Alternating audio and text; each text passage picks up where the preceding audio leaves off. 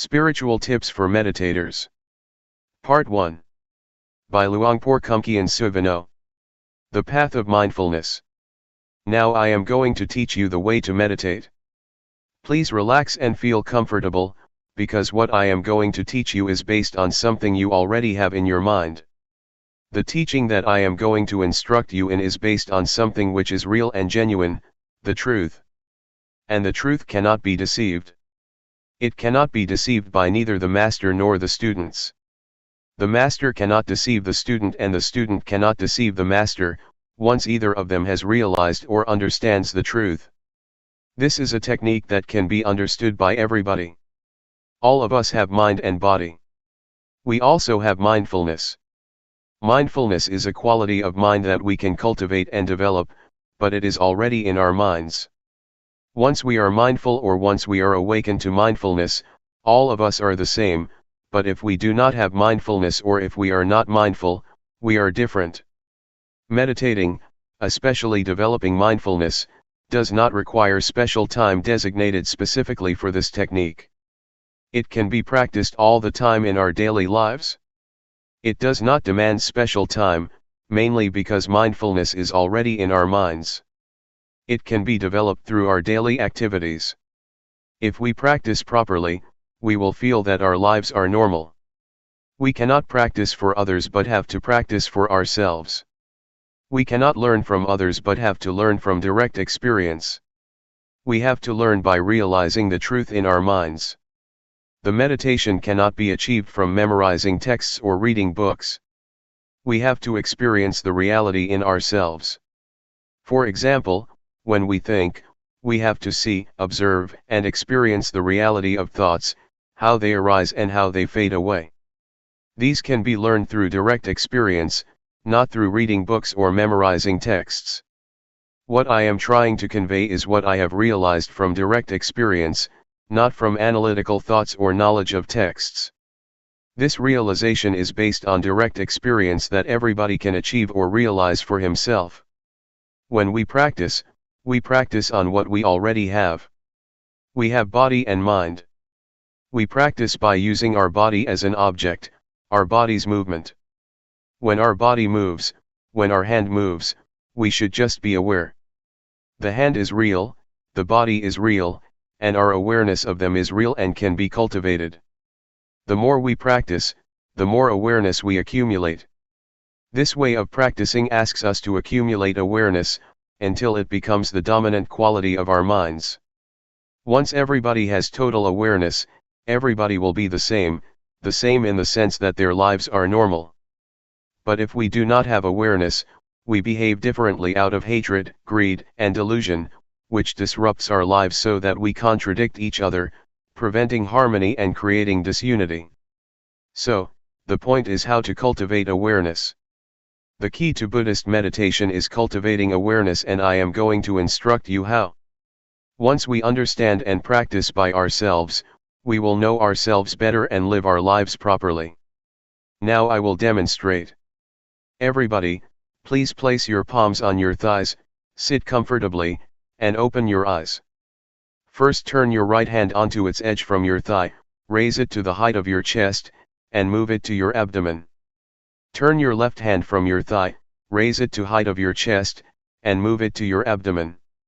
Move your right hand to your chest, move it out, lower it to your thigh, and turn it down. Raise your left hand to your chest, turn it out, lower it, and turn it down. Again.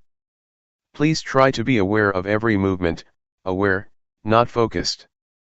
Feel the sensation of your body. Just make it natural. Just feel it. That is the way to develop awareness naturally. Sometimes thoughts will sneak into our minds, just open yourself up to them but don't follow them. Once we are aware of our thoughts, we return to our body, to the movement of our hands. This method does not encourage one to stop thinking but just to be aware of it. In fact, we cannot stop thinking because it is the nature of our mind to think. We should be open to all kinds of thoughts, but do not follow them or repress them. Just be aware. With awareness, we will be firm and not react to our minds, either positively or negatively. This is the introduction.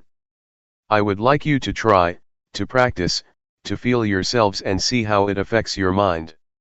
When you place your hand on your thigh, do you know where your hand is?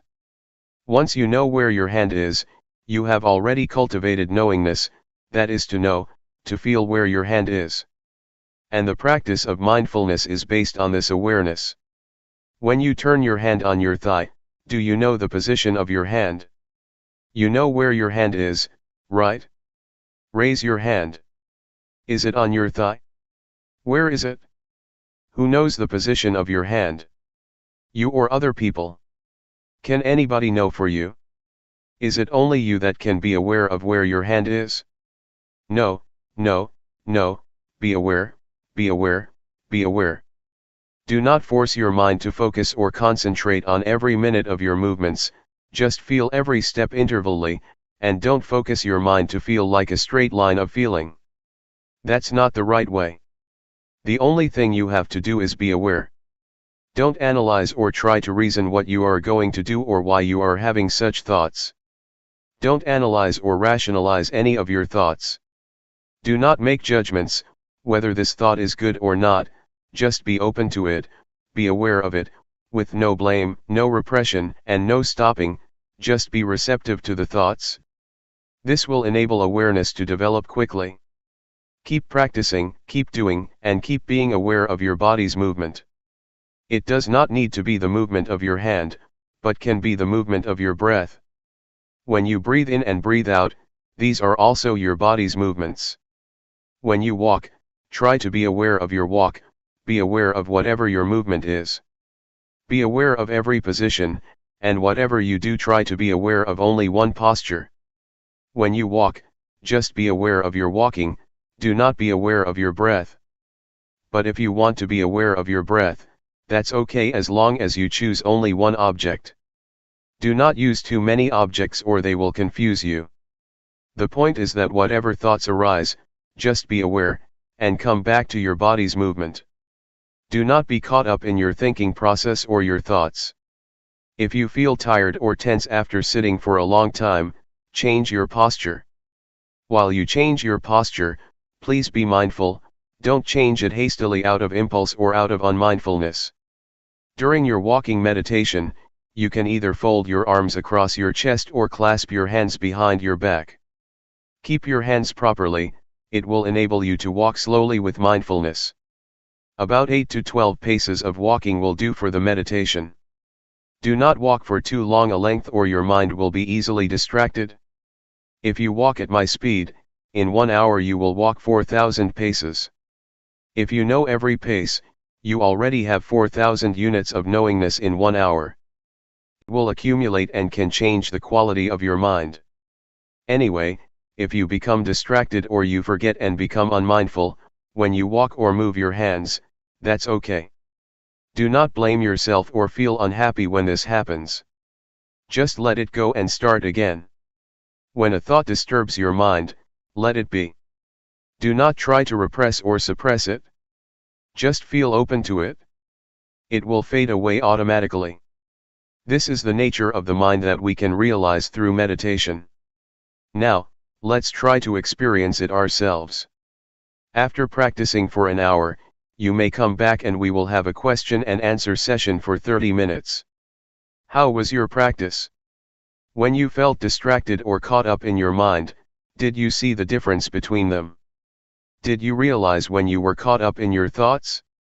Did you see the difference when you came back to your body's movement, or became aware of the movement of your hands or walking?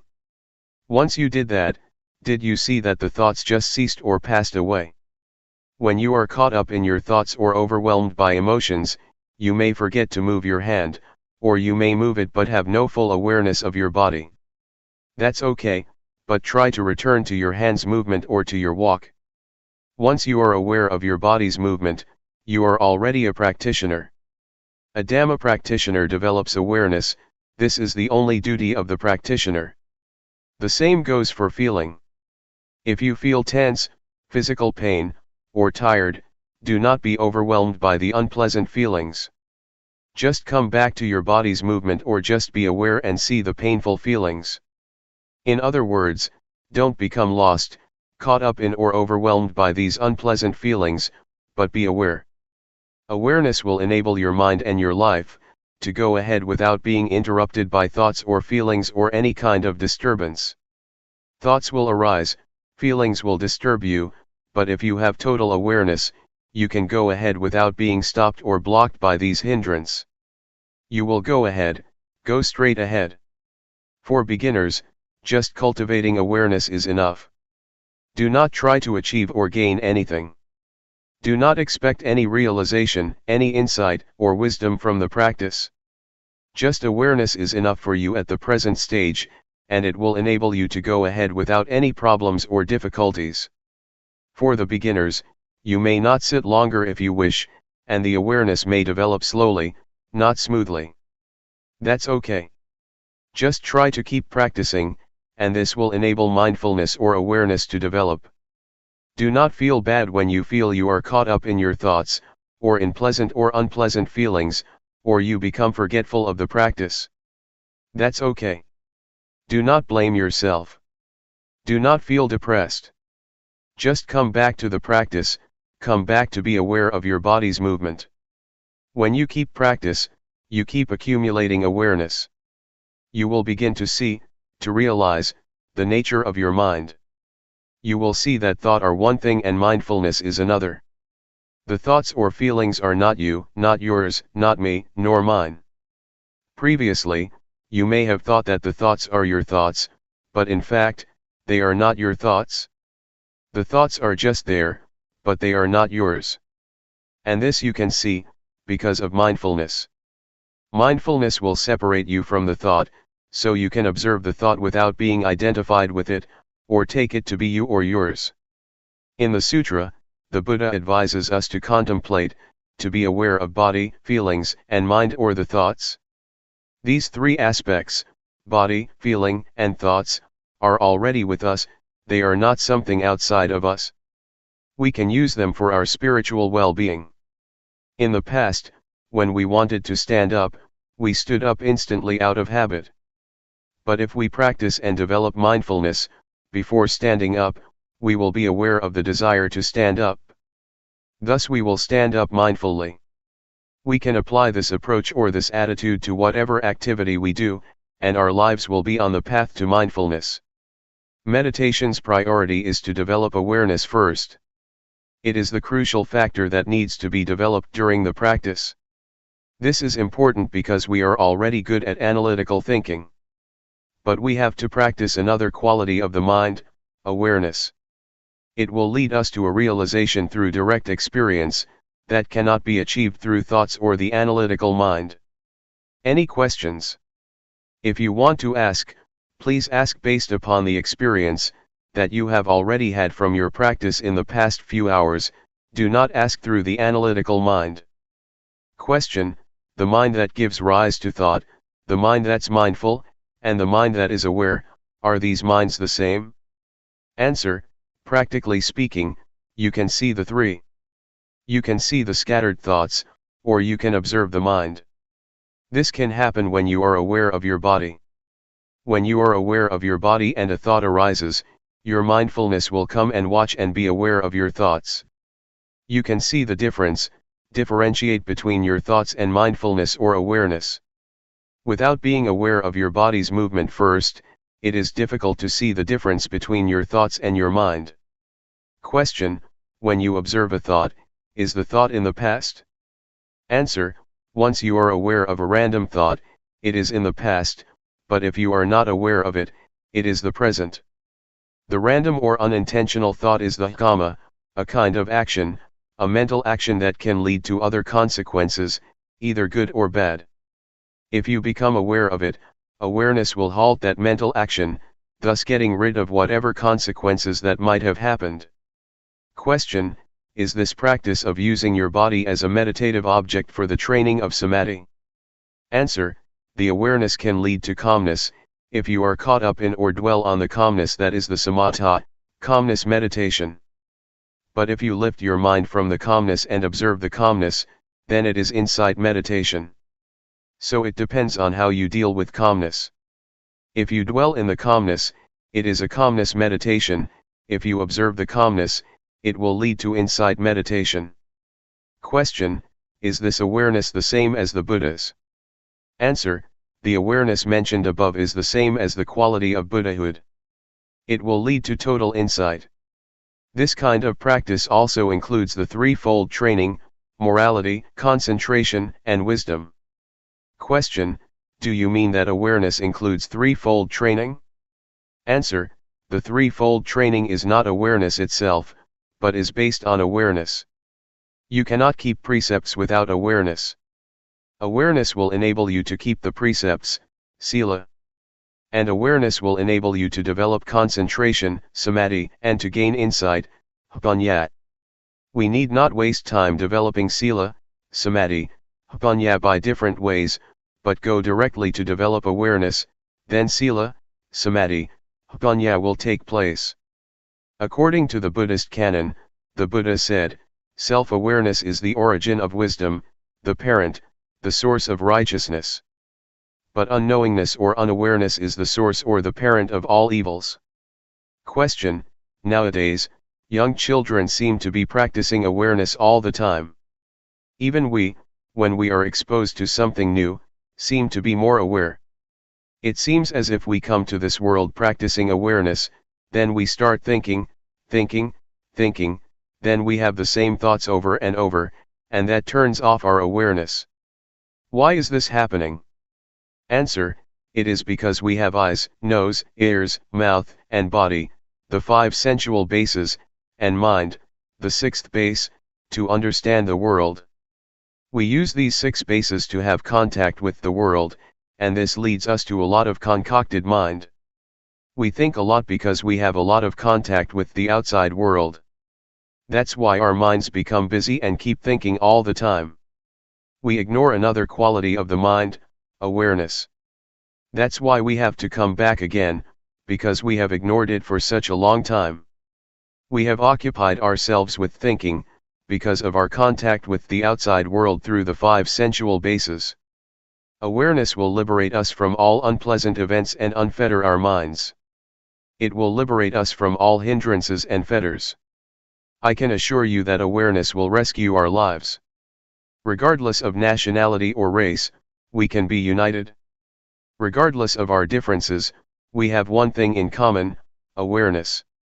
Awareness is in every person.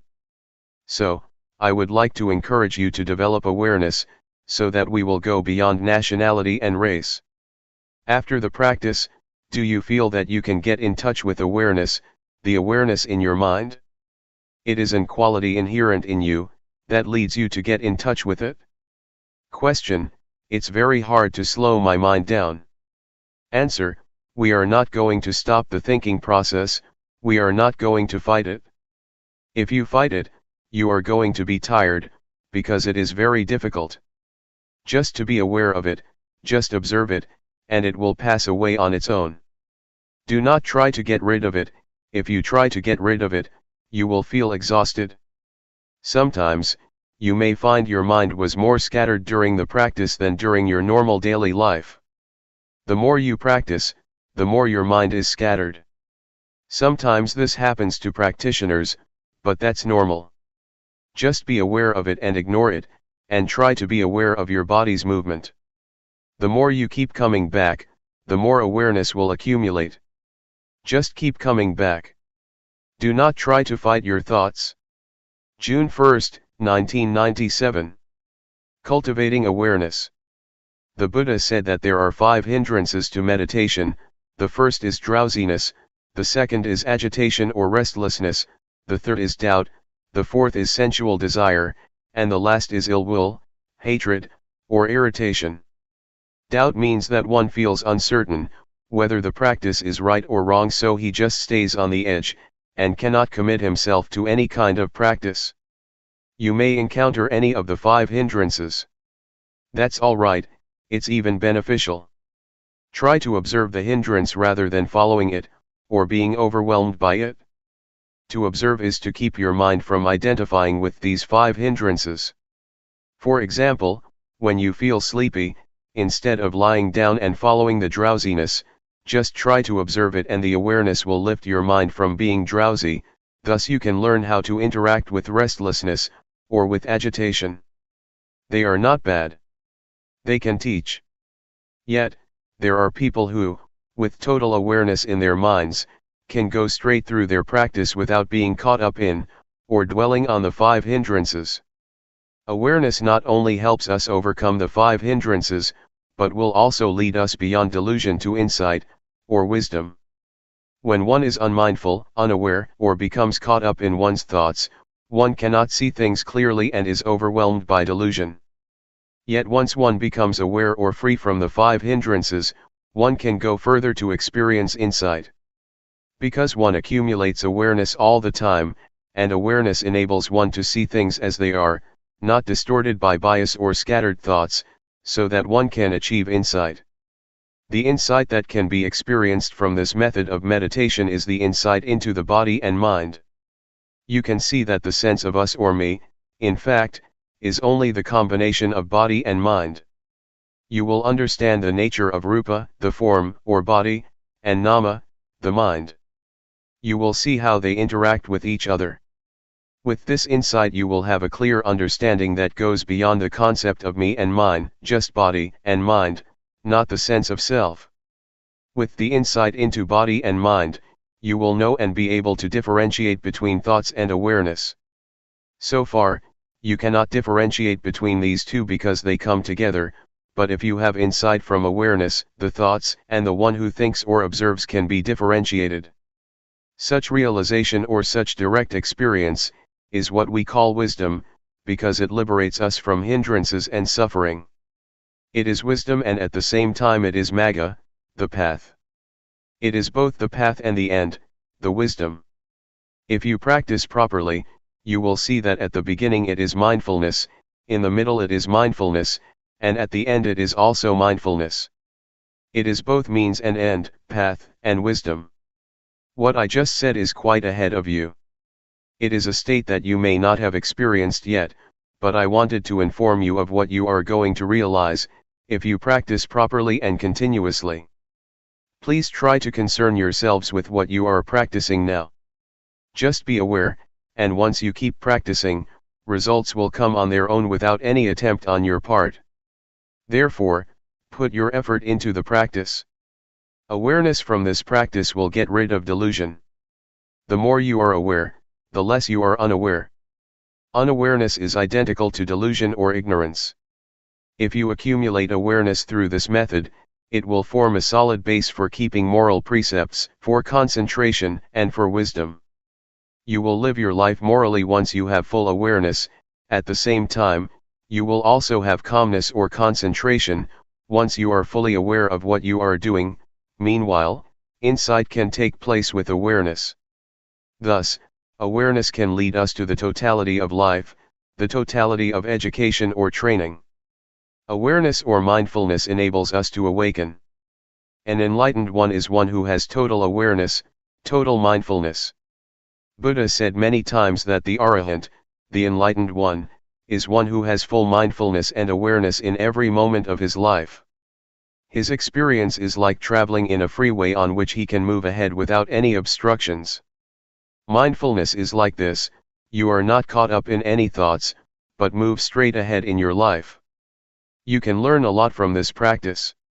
You can understand a lot of things in Luangpor Teean's mind. It is as if your life is the texts, your practice is the texts, and you can gain a lot of knowledge from it. Your experience is the source of knowledge that will enrich you.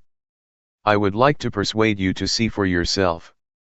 Try to see it, experience it, and it is within your capability to understand it. I would like to encourage you to learn more and more from the practice. This is not some kind of propaganda or an advertisement, but just an encouragement. Practice like this is sort of forming a new habit of awareness.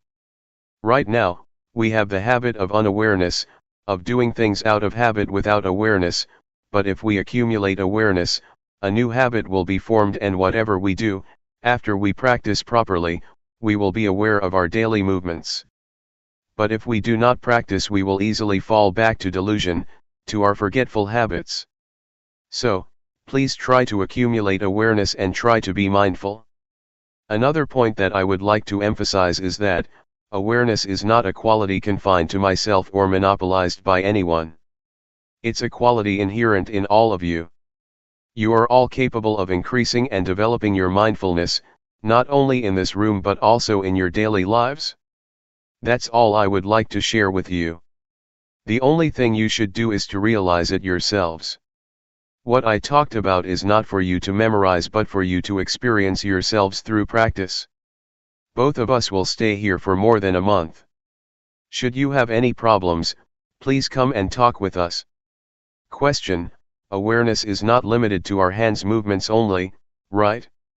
Can it be expanded to things like scratching itches?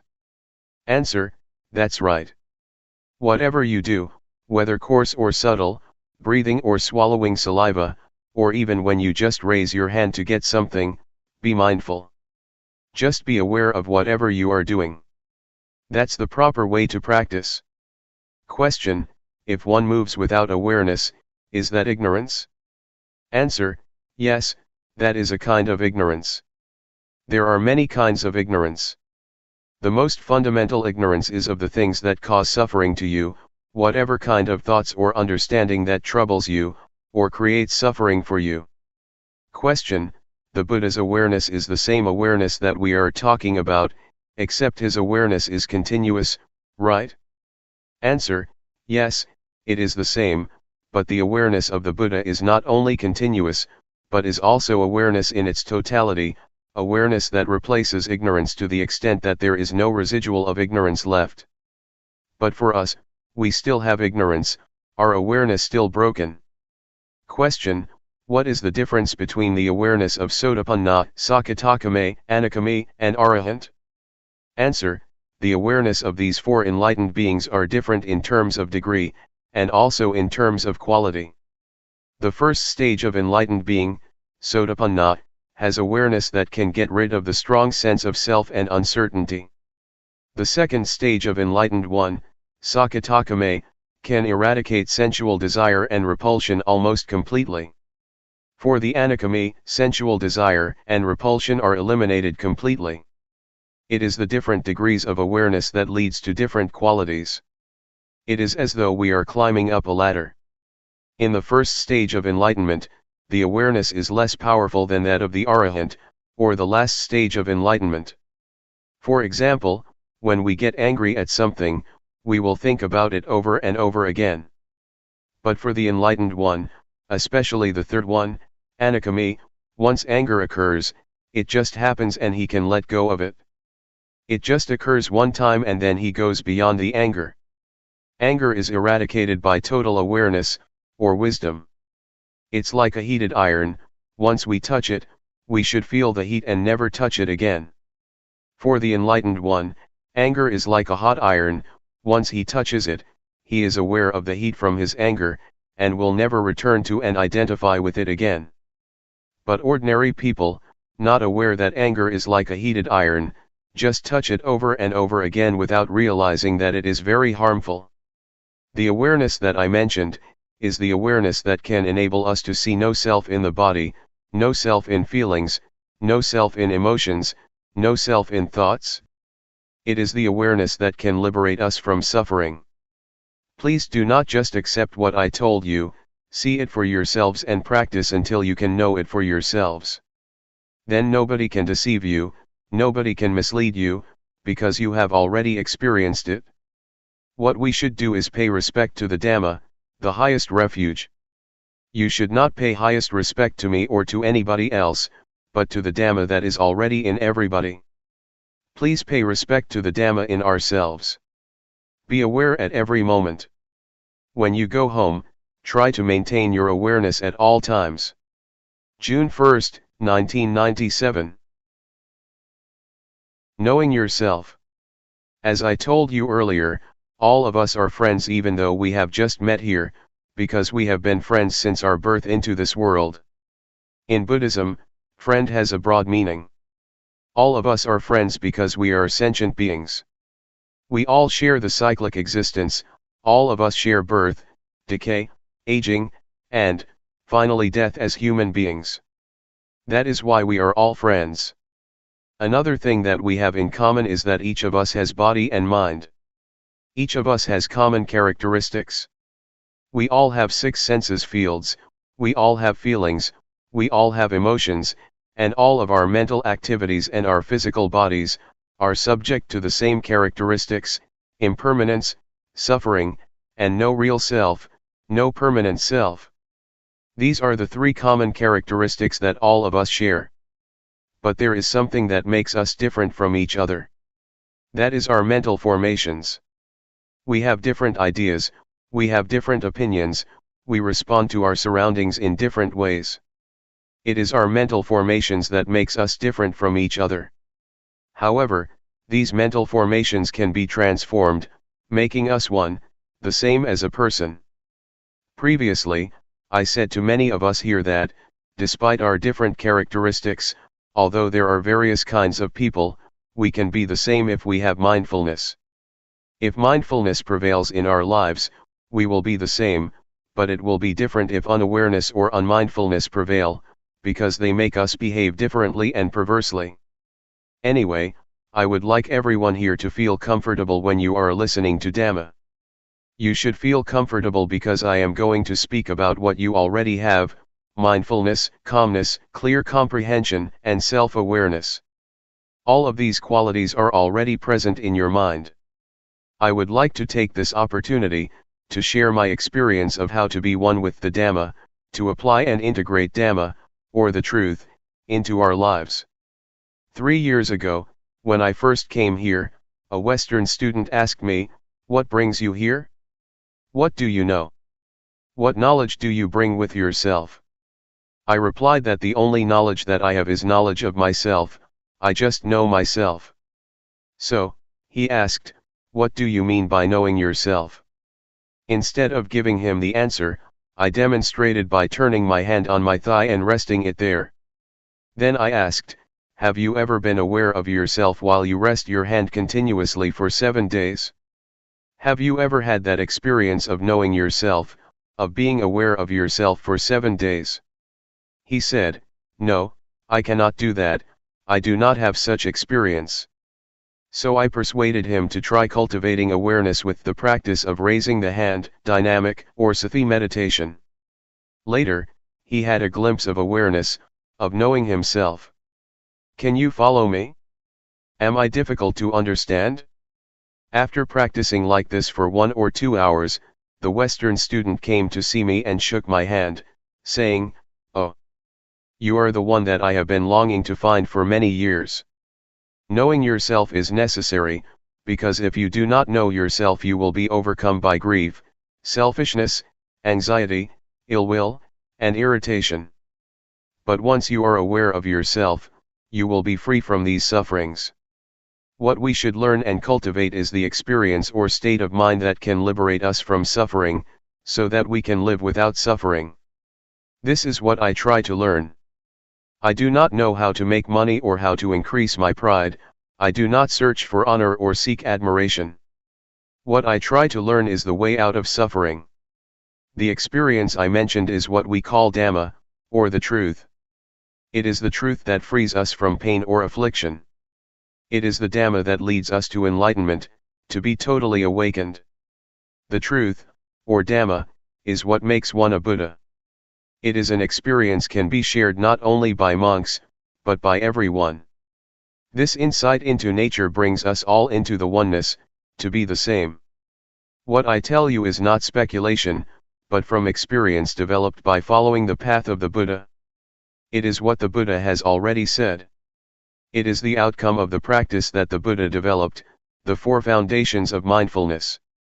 That is, to be mindful of body, of feelings, of mental formations, thoughts, or emotions, and of all existence in nature. Question: can people who have jobs that require a lot of concentration, such as scientists, maintain awareness while concentrating on what they are doing? Answer: it is possible to have both concentration at work and awareness of what we are doing. In fact, concentration and awareness should go together. You cannot concentrate if you are not aware of your thoughts or of distractions.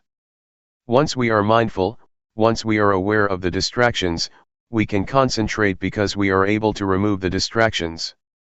Not only does mindfulness help us to concentrate on what we are doing, it also helps us to use our intelligence more effectively.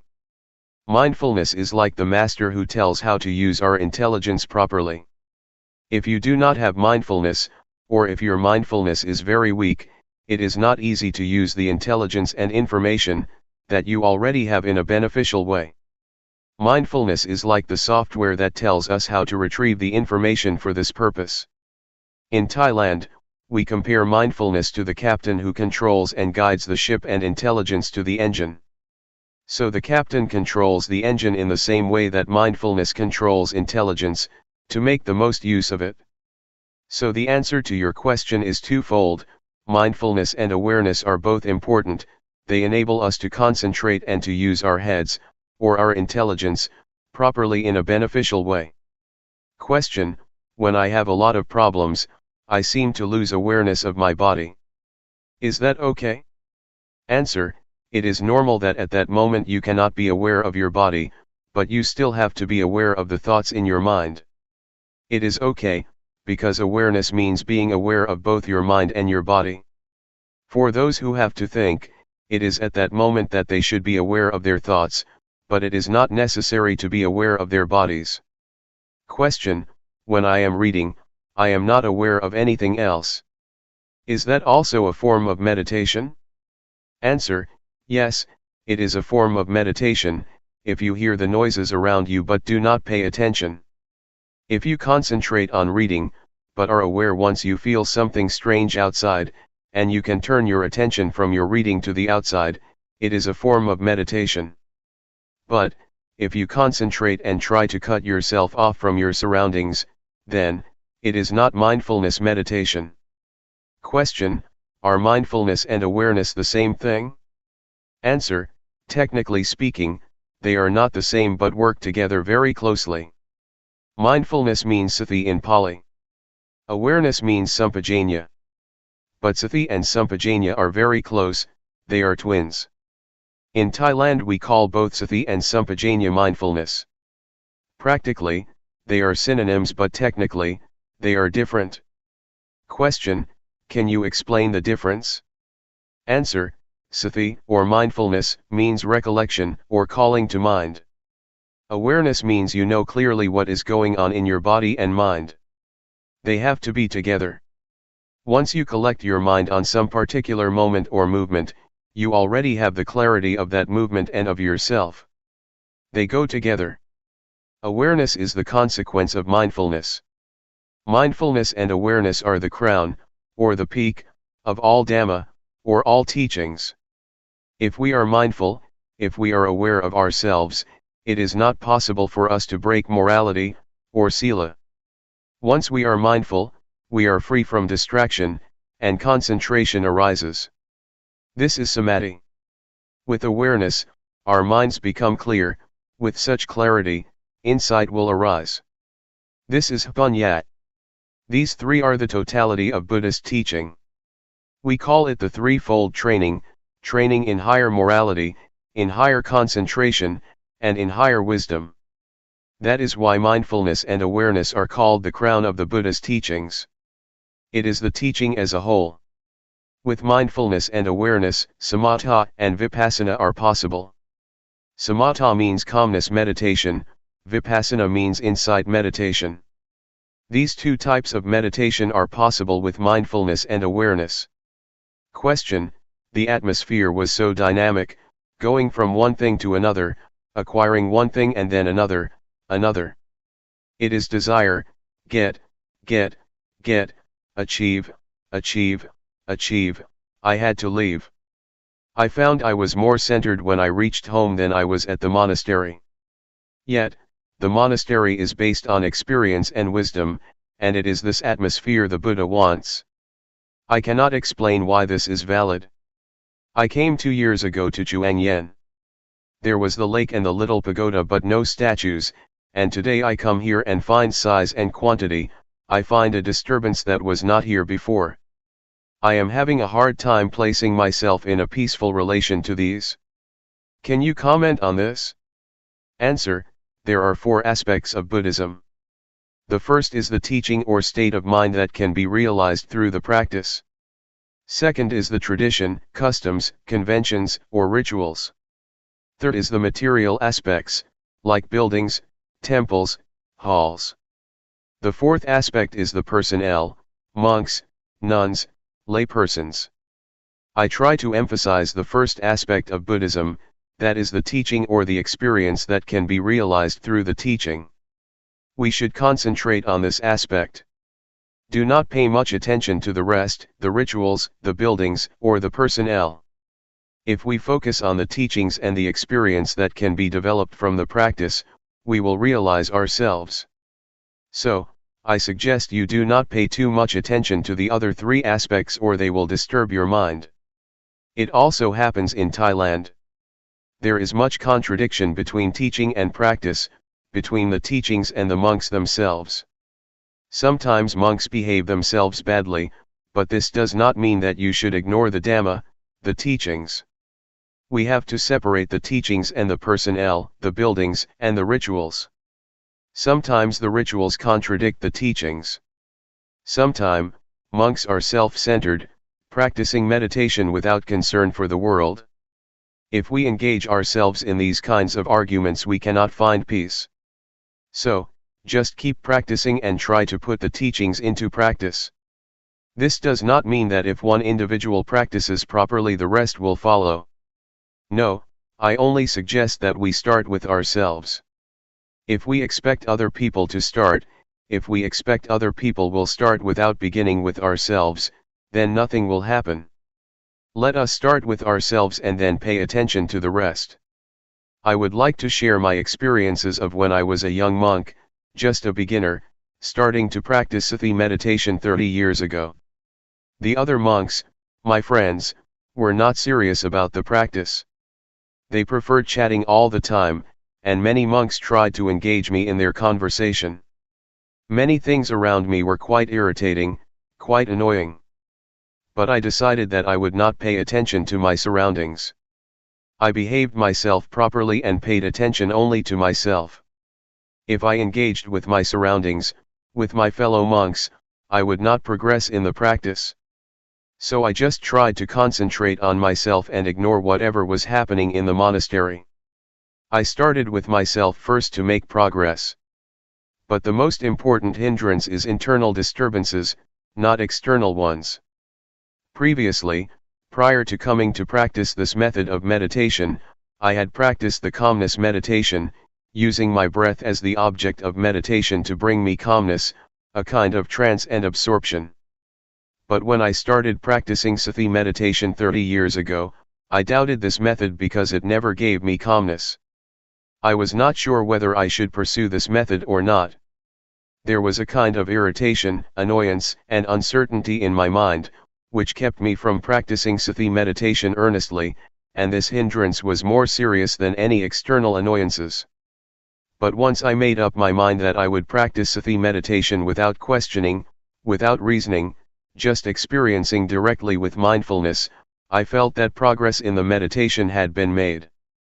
So I would like to suggest you be aware of and concerned with the internal hindrances, that are more irritating than any external disturbances.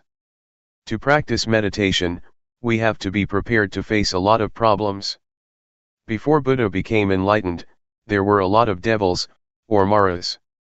Mara is the deity which tries to subvert or undermine enlightenment. The army of Mara tried to disturb Buddha, to persuade him to stop practicing, even threatening the Buddha. A lot of warriors, a lot of Maras, came to try to overcome the Buddha. But with the strong determination, with the earnest attempt and strong will of the Buddha, he overcame the army of the Mara. So, I would like to encourage you to be prepared, to be determined to overcome all obstacles that you might face during the practice. Question: you talked about the internal disturbances. Could you tell the nature of them and how to control them? Can we be without any thoughts for a minute or even a second? Thoughts are what cause internal disturbances. How can you control them? Answer: try to be mindful, try to be alert and awake, don't follow or be carried away by our internal disturbances. For example, if you feel sleepy or drowsy, do not follow the drowsiness or be carried away by drowsiness. Stand up or rinse your face with water or try to be skillful. Create or invent a method that will enable you to be alert and awake. For instance, when you are sleepy, visualize the illumination of the sky, picturing a radiant sky. This will enable you to awake from drowsiness. Drowsiness is the first hindrance, or nivarana in Pali. Nivarana means hindrances that keep you from progressing in the path of enlightenment. Besides drowsiness, there are also irritation, restlessness, sensual desire, and ill will. These are the 5 hindrances that disturb you, and you should be prepared to deal with them. But first of all, you should realize that you are able to put an end to the hindrances. They will not haunt you permanently. With this hope, you can encourage yourself to not to fall under their control. These unwholesome qualities can be transformed. Irritation, drowsiness, restlessness, and annoyance can be transformed by mindfulness. Drowsiness can be transformed into awakening, laziness can be transformed into diligence, irritation can be transformed into peace. It is in our capacity to do that. But if you are skillful and learn how to encounter these unwholesome qualities with mindfulness, you will realize that all of these disturbing qualities can bring us wisdom. They can be our teachers. Drowsiness can teach us to be more intelligent. Irritation can teach us to be wiser. These can be accomplished by cultivating mindfulness. Do you want to try? Tomorrow we will start a 7-day retreat. I will take care of you if you would like to try, and I will not mislead you.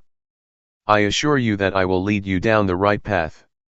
Question: why do you call it Sati meditation? It is supposed to be very calm and quiet. Answer: there are 2 kinds of meditation. Calmness meditation is one, but there is another kind of meditation that asks us to pay attention to awareness. What I teach is to encourage one to pay attention to awareness of the body's movements, taking bodily movement as the object of meditation to train one to be mindful. To pay attention or be aware of whatever movement you are making, whether you are standing or walking, pay attention. You are mindful of that present movement, it is the object of meditation. It is called Sati meditation, because it uses the body's movement as the object of meditation. It is called Sati because we do not sit in stillness, but create bodily postures as the object of meditation. Driving can be a form of meditation. Reading is also a form of meditation if you read properly. Sewing is too, as when I try to sew my robe for 9 days.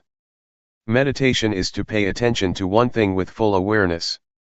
Meditation is not necessarily closing your eyes and crossing your legs. Question: you said mental awareness of bodily motions was important. What if you are aware of something around you? Answer: in this practice, we are aware of our body's movement. This is the main posture, the main activity. But we are also ready to be aware of other things, either in our minds or outside in our surroundings. For example, when I am practicing, if a friend comes to ask for a needle to sew his clothes, I am ready to give him the needle while still keeping with the practice without talking to him. I just stand up and find the needle for him. After giving him the needle, I return to my practice. It means that I am ready to respond or to be aware of anything that occurs to me internally or externally. I do not cut myself off from my surroundings but am ready to hear the noises. If there is nothing special, I just pay attention to my bodily movement. Question: you are also a social worker. Do you teach Sati meditation to the people you serve, and how effective is it in helping them? Answer: I teach many who are receptive to my teachings, but there are still a lot who do not practice what I try to teach, because they are busy, occupied with their careers. Most of them are busy farmers with no opportunity to practice. I myself have to preserve the forest by my temple, keeping the illegal loggers away. Sometimes I try to teach them meditation too, but it is not easy. Drug addiction is also a problem in my village. I try to recruit the young villagers who are addicted to drugs to enter the monkhood, and train them for a month. They are okay when they are monks, but when they disrobe they become addicted again. I do not know how to help them. Thai villages are transforming. A lot of modern illnesses and problems are arising on the village level. Not only poverty, which is the last problem. The new problems are drugs, divorce, the breakdown of the family and the rise of single-parent families. These kinds of problems are spreading even in the villages. Our village is quite remote but still has such problems. Now, only the old and the children are in the villages. The young people, both men and women, have gone to the city. The village is going to break down. Community life is breaking down. I hope that America will be the center of Buddhism in the future. Is that too optimistic? But it is possible, because the American people are intelligent and earnest in their practice of Buddhism. Question: can Luangpor elaborate more? Why will America be the center of Buddhism in the future? Answer: American people are intelligent. They also take meditation seriously compared to the villagers. For example, in my area, the villagers have to go out to the fields really early in the morning, cutting the sugar cane, so they have no time to visit the temple. They are busy all the time. But here, many of you live far away but can still spare the time to come here to practice meditation, while my villagers living next door to the temple have never showed up. June 8, 1997. Realizing the true nature. This is a good opportunity for all of us here, to practice in order to understand and realize the true nature of ourselves, and the true nature of reality. There are a lot of people that cannot spare the time to practice here, but all of us here are committed to the practice. So, from now on, I would like to give meditation instructions. In the time of the Buddha, we did not have a tag that says, silent meditation to refrain from conversing with others. But it is in accordance with the principle that the Buddha established, that it is good for one to not see, hear, or talk while he is practicing meditation. If we have to speak, we should speak mindfully; if we have to see, we should see mindfully; if we have to hear, we should hear mindfully. We come here to practice meditation, to cultivate mindfulness. Mindfulness is already a quality of our mind. Practicing meditation to cultivate mindfulness, we encounter a lot of obstacles, a lot of disturbances both in our minds and from the outside. So we should learn how to cope with them skillfully. For example, when you practice, you may feel pain, be tense, or tired after sitting for a long time. You need to change your posture, changing your position from sitting to standing or walking. But before standing up, you should remind yourself to stand up mindfully. Do not stand up out of habit or stand up unconsciously, but do it mindfully, with full awareness. This is the technique that I would like to share with you. Try to allow mindfulness to guide our behavior. When we are tired of walking and would like to sit, we should be aware of the desire to sit. The desire to sit and the awareness of it are different. With awareness, we can see our desire, our need to sit. Once we can see clearly, we are aware of our desire to sit, then we start to sit. This is how we use mindfulness to lead or guide our behavior. Do not be overwhelmed by feelings of pain, tension, or physical strain. Try to resist our habitual tendencies, because our habitual tendencies will lead us to delusion, to forgetfulness, and to ignorance. It is tempting to abandon our practice, so we have to resist, to go against the stream of habit. For example, before the Buddha's enlightenment, he sat near a stream and was determined to practice to the end until he reached enlightenment. Since he was not sure whether he would achieve enlightenment or not, he put a plate on the stream to see whether it could go against the stream or not. If it could go against the stream, that would mean he would achieve enlightenment, and he found that the plate could go against the stream. This is analogous to his determination to resist the habitual tendencies, which led him to enlightenment. So, I would like you to try to follow his path, to always be aware. Be constantly aware of your body's movements. When you raise or move your hand, keep being aware of your body's movement. Do not let yourself stuck on anything else, be it high or low, pleasant or painful. Just be aware of your body's movements. For beginners, I would like to suggest you meditate in two postures, sitting and walking, sitting and moving your hands in a rhythmic pattern. But, if you want to try to meditate with breathing, and you feel that it can develop your mindfulness, that is fine. However, I would like you to practice in only two postures. Try not to use the lying posture because it is not good for mindfulness. Also, in daily life, keep practicing mindfulness when you are changing your posture. For example, when you go to the dining hall or to the toilet, be mindful in every posture, in every movement you make, whether it be in this room or outside. Avoid judging whether this is right or wrong, or keeping asking yourself, am I doing this correctly?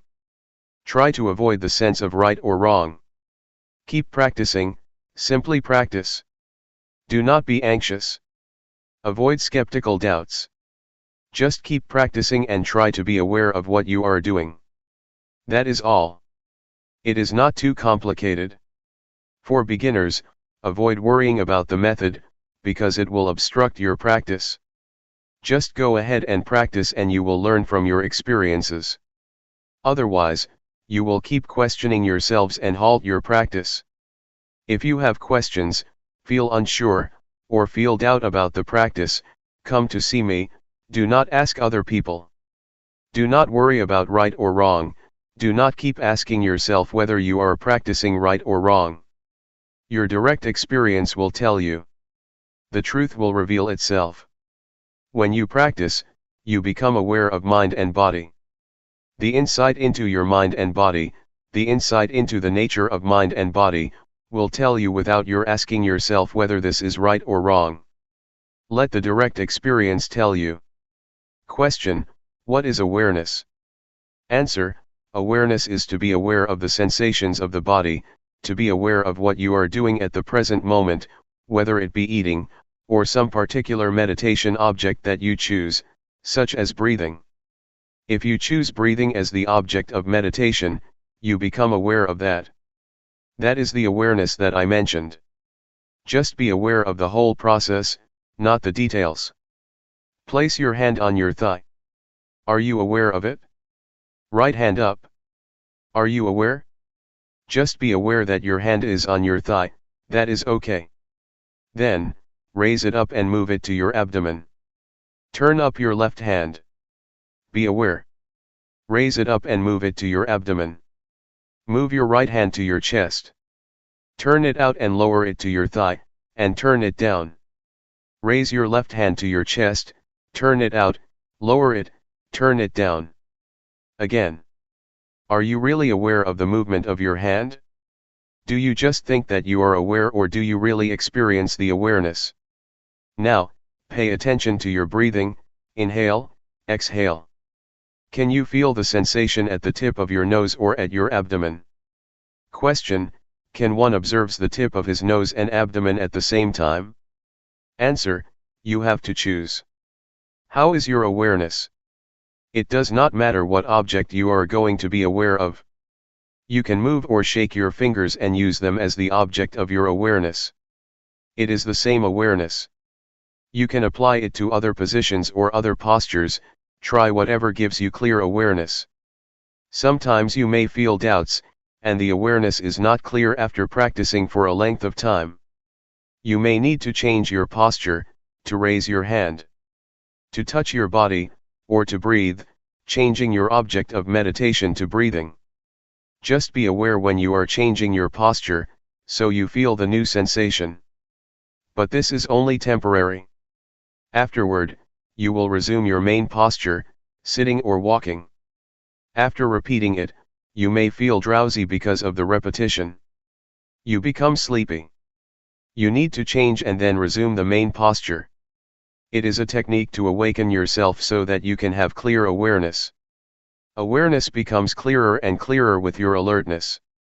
It is enjoyable if you try to use variations, try to initiate, invent, or apply many things to yourselves to solve your problems. You will enjoy this and be at ease. Easy. My master sometimes changed to the posture of paying respect to be alert, to awaken himself. As for walking meditation, try to either fold your arms across your chest or clasp your hands behind your back, and walk not too slowly and not too quickly, about 8 to 12 steps. Do not gaze too far. Do not lower your head too much.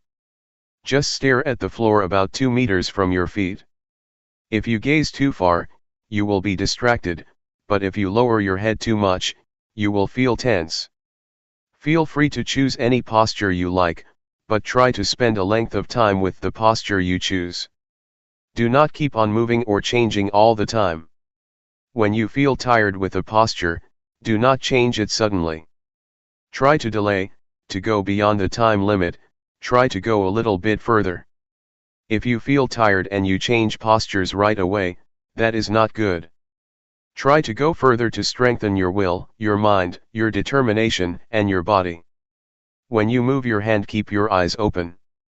Do not close them. You may feel sleepy if you close your eyes. I do not have a problem when I practice with closed eyes because I do not feel drowsy. The first hindrance is sleepiness or drowsiness, and you may be stuck in the calmness. You will feel attached to the calmness from meditation, and it will give you nothing but calmness, no insight, no clarity of mind. So do not become stuck in the calmness. When you repeat your practice and do not have many distractions, it is easy to be calm and then become attached to it, and then stuck in it. Feel relaxed when you walk or raise your hand. Do not be tense or try to achieve anything, otherwise you will become tense or worried whether the practice is right or wrong. You will be distracted. Just feel relaxed and do it with ease. If you feel relaxed, you can overcome a lot of difficulties. In Thai, there is a saying that says, "Face the tiger with a calm and cool mind." So do not take it seriously, do not try to get it right. It is okay if your mind wanders or is carried away. That is okay. Start again. There was a story of a Zen monk. A woman was pregnant out of wedlock and her parents asked her who the father of the baby was. The lady, since she did not want to disclose the identity of the baby's father, said that a Zen monk in the local temple was the father. So the parents went to the temple and cursed him. The monk just replied, "Is that so?" He never replied more than that. Later, the baby was born. The parents took the baby to him since he had to be responsible for the baby. The monk just said, "Is that so?" He never complained or denied the accusation. He just took care of the child. But later on, the lady felt guilty that she had caused a lot of trouble for the monk, so she confessed to her parents who the real father of the baby was. The parents felt bad that they had treated the monk very badly. So they went to the temple and asked for forgiveness. But the Zen monk just replied, "Is that so?" This is a stable mind. The mind that keeps constant never changes. Whatever situation it is, be it good or bad, the mind is still the same, the behavior is still the same. That is all for tonight. June 8, 1997. The balance of the mind. You have to bear in mind that words or language have their limitations, they cannot express or convey all conditions of mind, but you can see for yourself what happens to your mind during the practice. We try to cultivate awareness of our body's movements. To do that we have to keep our minds in balance. If our minds turn outward, that is they are distracted by external conditions or overwhelmed by stimulated thoughts, we cannot have clear awareness. At the same time, if our minds turn too much inward, we are easily tense because we focus too much on trying to stop our thinking. This will not enable us to have clear awareness either. Turning too much outward or inward is not good for us, so we should try to keep our minds in balance, neither carried away by thoughts nor trying to stop thinking. When I was a young monk practicing with Luangpor Teean, I practiced in a small cottage with closed windows and closed door. Luangpor Teean came to see me. He stood outside my cottage and asked me from outside, "Can you see me?" I replied, "I cannot see you." "Why?" he asked. "Because I am in the cottage and you are outside," I replied. Luangpor Teean then asked, "How can you see me?" I replied, "I have to open the door so that I can see you." So, Luangpor Teean asked me to open the door. When I opened the door, he asked me to stand at the threshold and then asked me, "Can you see me?" I said, "Yes." "So, you can see outside of your cottage?" "Yes," I replied. He asked, "Can you see inside your cottage?" I said, "Yes." So, Luangpor Teean emphasized, you should practice like this, that you can see both outside and inside, not to practice with the closed mind that you cannot see anything but inside yourself. This is not a good practice. You should practice with a mind that can see outside and inside. This is what he taught me. Luangpor Teean's instruction will be fruitful if we do not only reflect it, but try to follow or bring it into practice. If we just speculate on he taught, it is useless. We have to bring it into practice and see for ourselves how it works. The point that Luangpor Teean emphasized is to keep our mind in the middle, not too much outward nor too much inward. The only way to do that is to feel, to stay on the basis of awareness. In order to have clear awareness, we have to keep our minds in balance, neither falling into distractions nor forcing our minds to concentrate, or putting much focus on any one point of the body. To be aware is to see, to notice the heat, to notice the cold, to notice pleasure, to notice pain, to be aware when our minds become high, and also to be aware when our minds become low, not to fall or be overwhelmed by each opposite of our mental states. Just let go of high and low, heat and cold, keep your mind unaffected by them. This is the middle way. This is the path that the Buddha described, the middle way. Those who force the mind to concentrate on the body's movement, or try to stop thinking, are what he described as trying to turn inward. That is, trying to stop thinking, or trying to force the mind to focus on a particular point of the body's movement. It is easy to get physical problems doing that. You may find it difficult to breathe or feel your chest tense. In this situation, it will be more fruitful to turn our minds outward, to our surroundings. For example, for anyone who has such symptoms, or is tense because of an overly inward-oriented mind, I would try to persuade that person to notice his or her surroundings. That is to turn their minds outward so that it will be in balance. In this case, outward orientation or outward attention is useful. It is not bad all the time. It can be useful, if we are to solve the problems of balancing our minds. A few years ago, there was a case in Thailand where a villager, who was very earnest in the practice, took his practice very seriously to the point of where his hands became so stiff, he could not move them. He did not show up for the morning chanting session, which started around 4 o'clock, and I did not see him in the dining hall at breakfast time either. I wanted to see what happened, so I went to see him at his cottage after breakfast, and found him sitting with his hands stuck to his abdomen. Once he saw me, he asked for my help. He said that his hands had been stuck like that since 3 o'clock in the morning, and that it had already been 6 hours since he could not move. He said he asked for help, gave blessings to the sentient beings, but it did not help. I know that his mind was turned too far inward. So, I tried to speak with him to push his mind outward, to involve him in outward conversation. I had a conversation with him in order to let his mind out of that situation. I asked him, "How many children do you have?" He replied, 3. So I asked, "Do you miss your children?" He said, "Yes." "How are you planning to help your children when they grow up?" I asked. He started telling me his plan for helping his children. Unconsciously, his hands fell down, and he did not even realize it, still talking, replying to me. A few minutes later, he found that, oh, his hands fell down. It happened because his mind became interested in something outside, his mind became balanced, and the problem of his hands was solved by itself. This is an example of how problems can be solved if we try to keep our minds in balance. So, please take advantage of whatever happens to you, whether it be distraction, tension, or repression. Do not feel it is useless. When you feel distraction, it is useful if you try to learn from it. You can learn a lot from whatever happens to you. So, make the best use of it. Do not feel bad when your mind is carried away by thoughts or feels scattered. It can reflect a lot about yourself and the nature of your mind if you pay attention to it. Take it easy, feel relaxed when you practice. For me, I have no problem sitting or walking for a long time without being tired, because I feel relaxed and I take it easy. Whatever happens to you, do not become fussy or frustrated.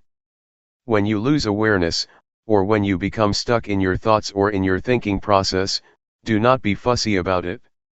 Just feel that it is all right and then come back to the awareness. With this kind of attitude you will feel comfortable, and will get through any kind of problem. You may face not only tension or frustration, but also drowsiness or anxiety. But if you take it easy with the effort, with the attempt to resist these tendencies, you will overcome all of them. Any questions? Question: you just mentioned that when you reflect you can understand more about yourself, but during the practice, aren't we supposed to not think and just be aware? Answer: yes, at this time you need not to investigate. Just be aware of it, just see it, that is enough. You will finally understand the thoughts, so you need not investigate. Just being aware of them is enough. I would like to add that once you have a better understanding of yourself and your mind, you should be careful not to fall into the trap of knowledge. Just knowing that you know is enough. If you become excited with your knowledge, it can distract you or obstruct you from being aware of your body. Question: does the knowledge obstruct because you are thinking too much? Answer: it is a trap. It obstructs the practice because when you know more and more you become fascinated by knowledge. When you know more and more, you tend to follow the flow of the knowledge and then you lose the practice of awareness. There is a possibility that insight will arise within your mind, wisdom, or insight into the nature of body and mind. You will have an understanding about wholesome, unwholesome, sin, and merit. You will understand the three common characteristics: impermanence, suffering, and no self. You will realize that you can be a monk in essence though you are a layperson. Some monks, after practicing and achieving such insight, exclaim that, "This is the first time that I feel as though I am a real monk. Just today I became a monk." Despite the fact that they had been ordained for many years, they felt that they were not monks until then. Question: someone else suggested that, and I have tried it a couple times. After you practice a long time, you feel very well and calm. That is a good time to think about what you want to do in the future, because your mind is very clear at that point. Answer: there is no problem if you know when to finish. There are some artists who use meditation to calm the mind in order to paint. But I would like to say that meditation is not only for work, or solving practical problems. You should aim beyond that, to remove suffering. We should use meditation for a higher purpose than solving the practical problems of daily life. Just keep this in mind so that we can make the most of it. Do not try to achieve anything. Do not try to achieve supernatural powers, or want to be better than other people, to compete with other people, or to have a special mystical power. Do not have such an attitude or it will obstruct the practice. I would like to give another example. One monk in Thailand had achieved a lot before his entrance to the monkhood. He was a member of parliament, he had achieved everything he wanted to achieve. So his mind was achievement-oriented, and when he became a monk, he still had this attitude. When he practiced, he tried to achieve spiritual power, he tried to attain insight, the higher wisdom. He drove himself to practice a lot until his mind became out of balance. When he met me, he asked me, "Do you see that my robe is full of lotus? I am not an ordinary monk now." I took this monk out of the temple and tried to help him become normal. I took him to see the flowers, the trees, talked to him and made him forget the practice for a while, so that he became relaxed and felt better. But do not worry that you will be like him. I can assure you that I will take you to the right path. If you stay firm in your awareness and don't expect anything more than awareness, you will be all right. Question: was he practicing with Luangpor or with someone else? Answer: with another master. He was just visiting the temple. After a brief chat, I knew that the monk had a problem. Question: it is interesting that this monk would trust Luangpor. If they do not trust, the problem cannot be solved. Answer: it has nothing to do with trust. Because if we have the means to solve the problem, we just talk with him personally, and if we know how to help him get out of the trap that he is falling into, then we can help. In fact, this problem can be solved by itself, but it takes time, probably 10 days if nobody helped him. Question: I think maybe I am too inward in my practice, because when he told his interesting story I realized that all the tension in my back was leaving. After I went outward and listened to his story, I started to forget all about the pain. I still have a congested head, but I can see now that my back tension is releasing. Answer: it is okay. Whatever happens, do not be worried. You should learn how to solve the problem yourself. For example, when you become tense, try to look outward, see your surroundings and pay attention to them. This will help balance your mind. Question: I have noticed that when I go outside to walk around the pond, I feel more relaxed than I do in here. When I work in here, I feel more tense. When I work out there, it feels lighter to me. Answer: do not worry about whether your practice is right or wrong, do not try to achieve the right practice, just keep your mind relaxed and feel comfortable, going beyond anxiety or desire. Question: Luangpor mentioned earlier that hindrances can be helpful, so sleepiness or things like that can be helpful, we just need to resist them. I am just thinking, for example, that today I feel drowsy, and I have been staying with it. I am just thinking that maybe it is helpful sometimes to just go take a nap. When you wake up you feel refreshed, then you can practice better instead of trying to stay with it for a long time. Answer: if your body needs rest or feels physically tired, taking a nap is alright. Even the Buddha suggested you do that if your body needs it. But we should not take a nap on every occasion, just special occasions. If you take a nap every time you feel drowsy, you will not go anywhere. Question: in Sati meditation, we use our body's movement as the object of meditation.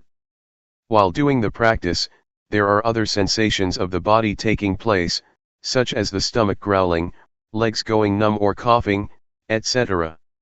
Where do we place awareness? Answer: when you cough, do it mindfully. When you feel tense or when you feel tired or have physical pain, sometimes it is not good to resist it. You have to reduce that pain by changing your position from sitting to walking, etc. You have to learn how to reduce this kind of suffering, it also depends on the case. For example, when you feel pain at your neck, you are aware of it, but you should not concentrate on or pay attention to it. You should just continue the awareness of your hands movement. But if you feel tired and your body needs to relax, then you should change postures, or if you have gas in your stomach, the gas should be released mindfully. Question: can you define mindfully please? Answer: you are aware of it. Mindfulness and awareness are interchangeable. Practically speaking, they are the same, concomitant, twins. So, to be mindful is to be aware of that particular thing. Question: but when you talk about awareness, you are talking about your senses, right? What you feel, what you taste, what you hear, what you see, that is all part of awareness, right? Answer: Yes.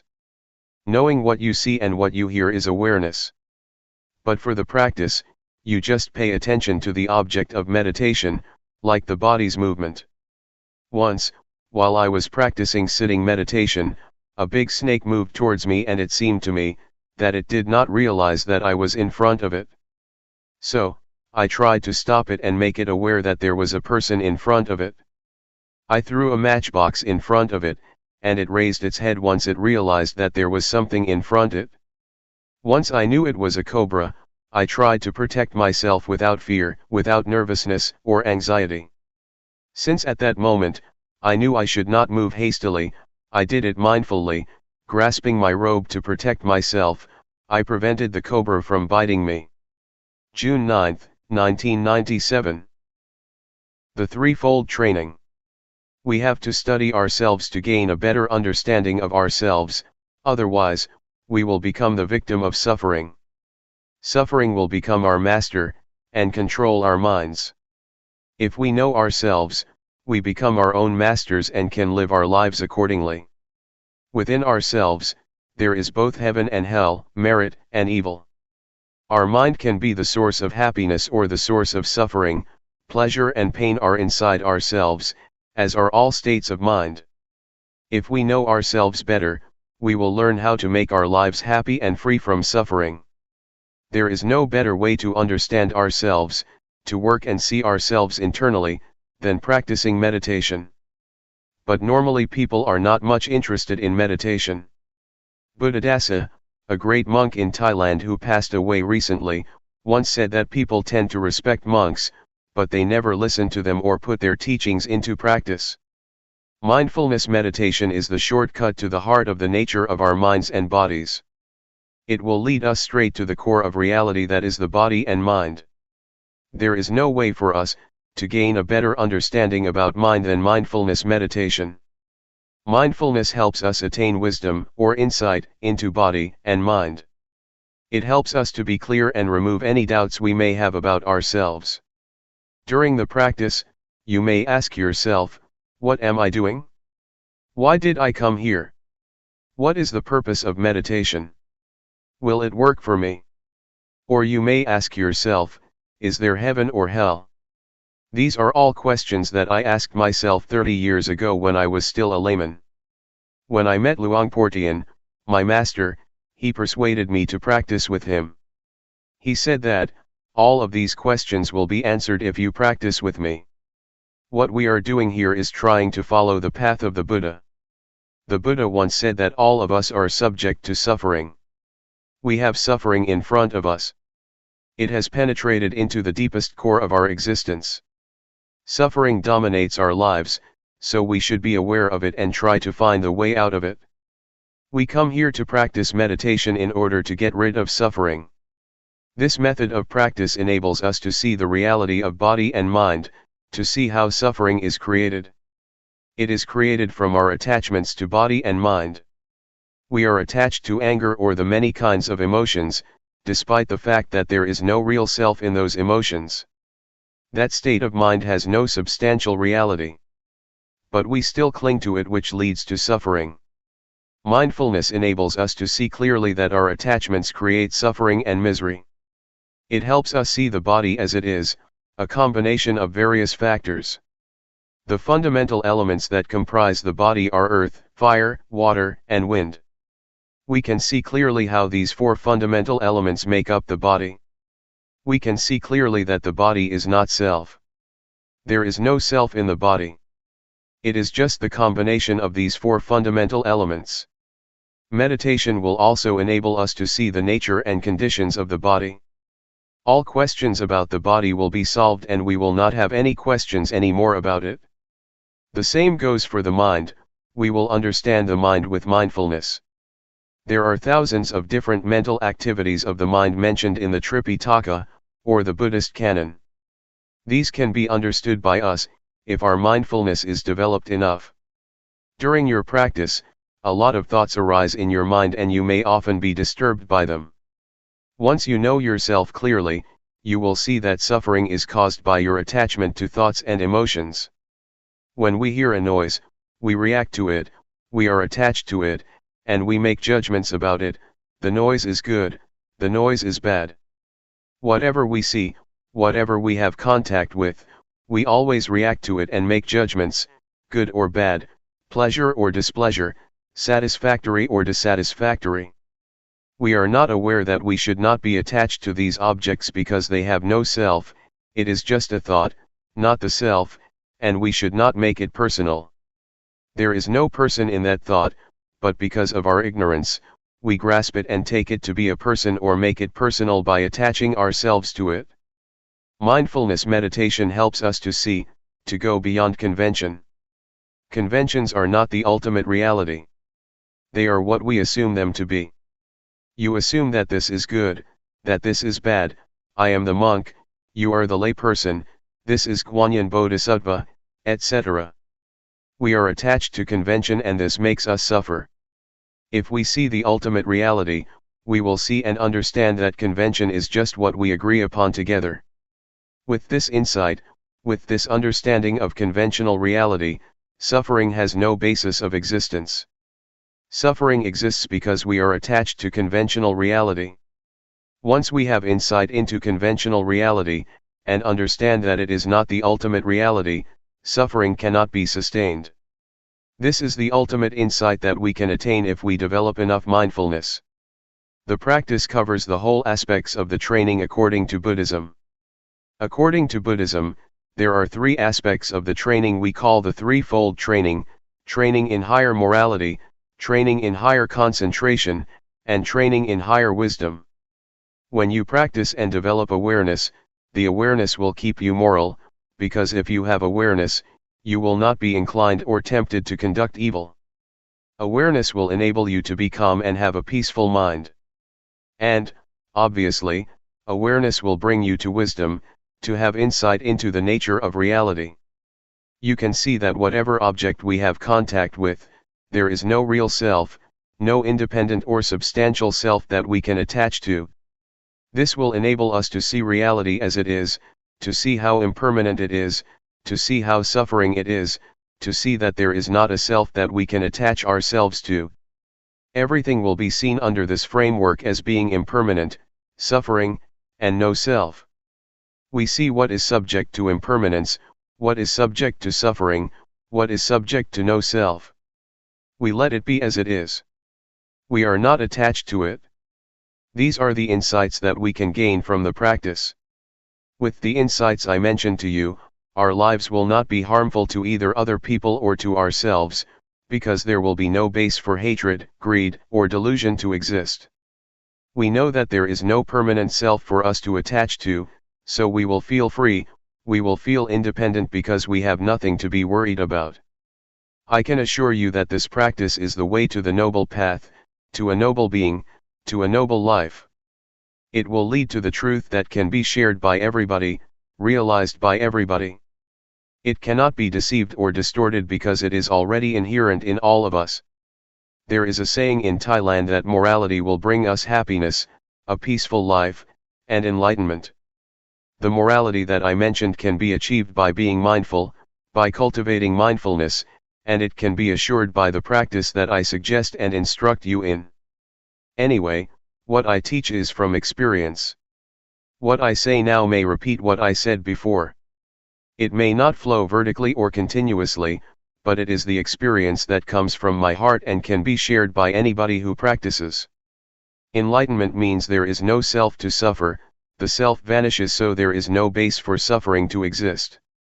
We do not need to act out of desire for enlightenment.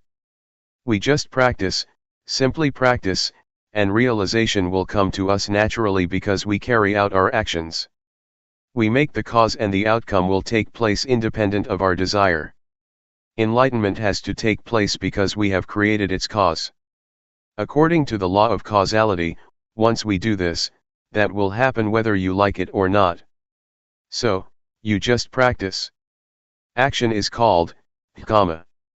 If you do it this way, it will lead to the result which is independent of our desires. It just happens. Enlightenment that is not experienced by us is just convention, just a concept, even if you call it by other names, no suffering or freedom. Anyway, the point is that we just try to reach the state of no self where there is no suffering. If there is self, suffering can happen. If there is no self, suffering cannot be sustained. It is not desire because enlightenment is already in ourselves, hell and heaven are already in ourselves, everything is in ourselves including enlightenment and the path. So it is not something out there to be desired or grasped. You need not think about it. You can realize it if you practice enough. For example, does anger last? No. Have you ever acted out of anger? Yes. When you get angry and you fight back, anger fades away and is replaced by sympathy or guilt. So, you can see that anger has vanished and was transformed into other kinds of emotions. The same also applies to suffering. In fact, it does not last long unless we attach ourselves to it. If we are not attached to suffering, it will dissipate. This can happen if we have insight. Whatever we encounter, we will understand that it is impermanent, unsatisfactory, and no self. We will discard it easily without attaching to it. We let it go like garbage. There are many kinds of garbage: paper, plastic, recyclable or non-recyclable. We throw the garbage out according to its category.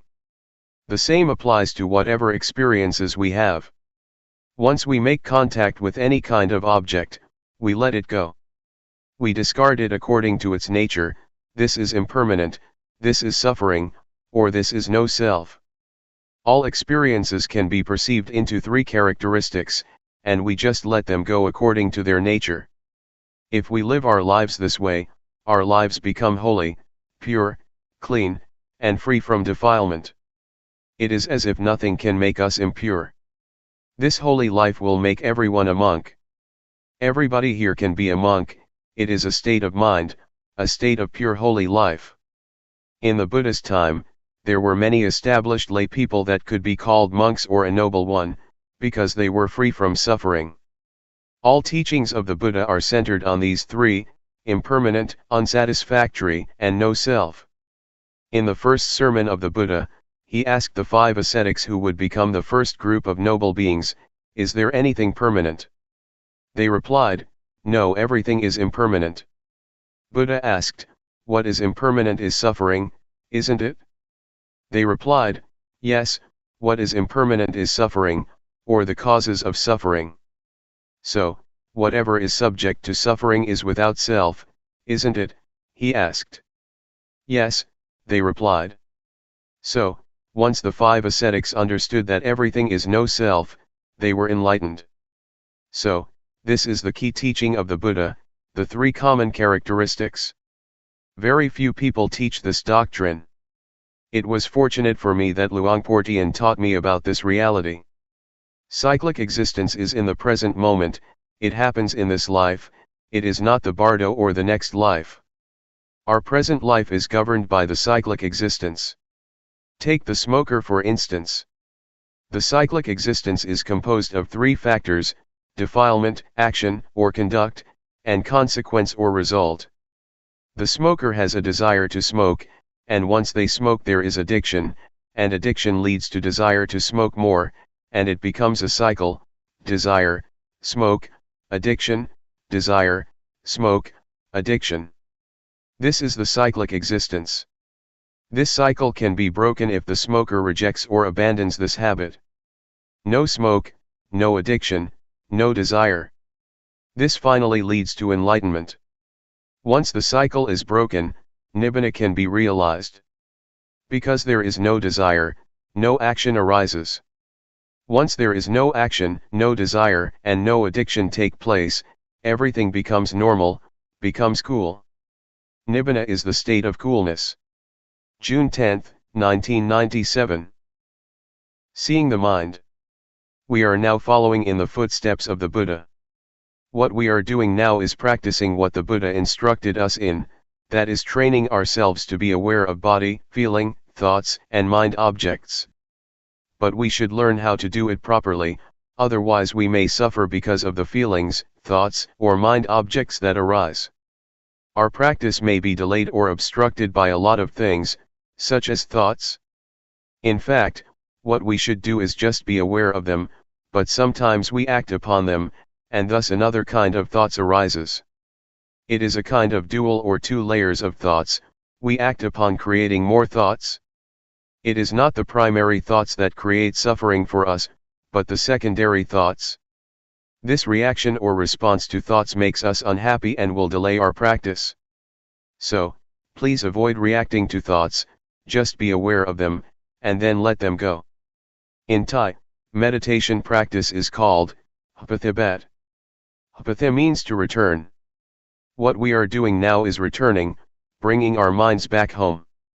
We tend to be driven by emotions, thoughts, feelings, and elemental conditions. They drive our minds away from home. So, we have to bring our minds back home. This means we have to resist, to go against the stream of habit, go against the stream of thoughts or emotions. Normally, we tend to follow our thoughts, but now we try to resist them, to go against habit, and return to awareness. Awareness is our home. We have to turn our minds back to awareness, to bring our minds back home. Awareness is the point of reference, it is like a pillar that we have to grasp firmly, in order to return and not be driven by any kind of mental conditions. Mindfulness meditation covers two kinds of meditation, namely, calmness meditation and insight meditation. The point is to be aware of the body and to be aware of the mind, to be aware of feelings, thoughts, and mind objects. It does not mean that you have to stop your thoughts, just see them, simply know them. When you think or when thoughts arise, just be aware of them, whenever thoughts arise, just be aware of them, no matter how often they arise. It does not matter if you have a lot of thoughts, but the point is that once one arises you are aware of it. If you have 100 thoughts, you should be aware of all 100 of them. It is not how rarely or how frequently you think, but how often you can be aware. This is what we call self-awareness, to be aware of our own thoughts. This is what Luangpor Teean emphasized. Do not be worried if you have a lot of thoughts. What you should do is be aware of whatever or whenever thoughts arise, that is all. That is the practice. If we want to attain calmness or peace, we may try to stop our thoughts or stop the thinking process, this will lead us to the calmness meditation. It will bring us only calmness and peace to our mind. This practice is like putting a stone on top of grass. The grass cannot grow. But once you move the stone, the grass will grow again. So, this kind of calmness meditation is beneficial only when you practice it. When you stop practicing it, your mind will be the same as before. So, we are not going to do that. What we are going to do is not to stop thinking but to be aware of it, to be familiar with our thoughts. The more we are aware of our thoughts, the more we are familiar with them. We will be so familiar with them that we can point our finger at them, and tell them that we will not be their victims again. We will not follow them again. This is what we are trying to do, to understand our thoughts clearly and directly, knowing that they are only the concocted or compounded beings that deceive us. But once we know this clearly, they cannot deceive us anymore, and we become their masters.